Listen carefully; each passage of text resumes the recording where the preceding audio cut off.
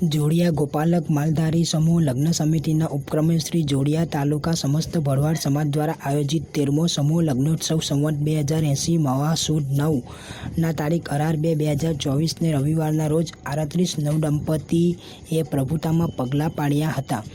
અને તારીખ 18/2/2024ના રોજ સવારે 9:30 કલાકે કોકિલ કંથી ગાયક કલાકારો સુરેશ ઝાપડા, કિરણ મકવાણા, ભાવેશભાઈ ભરવાડ લગ્ન ગીતોની રમઝટ બોલાવી હતી અને વંદનીય સંતો મહંતોની પધરામણી થઈ હતી, જેમાં સંતોના આશીર્વચન પાઠવ્યા હતા. સમસ્ત ભરવાડ સમાજના ધર્મગુરુ મહામંડલેશ્વર 1008 મહંત શ્રી પરમ પૂજ્ય શ્રી ઘનશ્યામ પુરીજી મહંત શ્રી જજૌડા દેવની જગ્યા થરા તાલુકો કાંકરેજ જિલ્લો બનાસકાંઠા મહંત શ્રી મૂળવાનાથ જગ્યા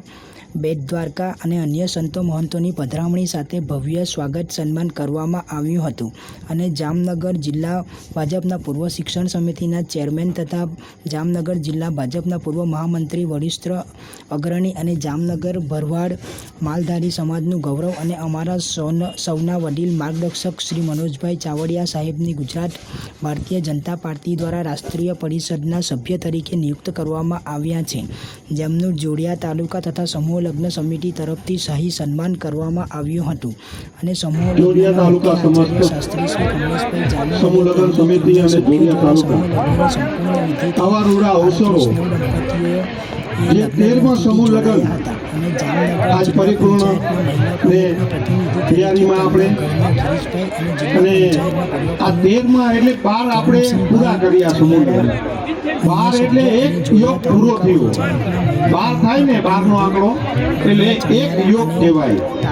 એટલે આપણે પરિપૂર્ણ એક યોગ ચિરાગ માતાજી કી આજે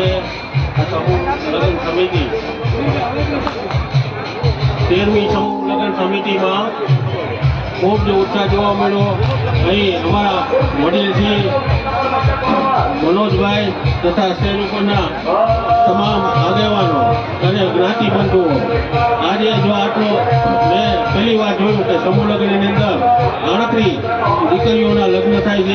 છે, તેઓ તમામ નવ પગલાં મૂકે છે, તેઓને હું મારા તરફથી શુભકામનાઓ આપું કે નવું જીવન શરૂઆત કરે અને સુખમય રહે. એ અસ્તુ ભારત માતા કી જય.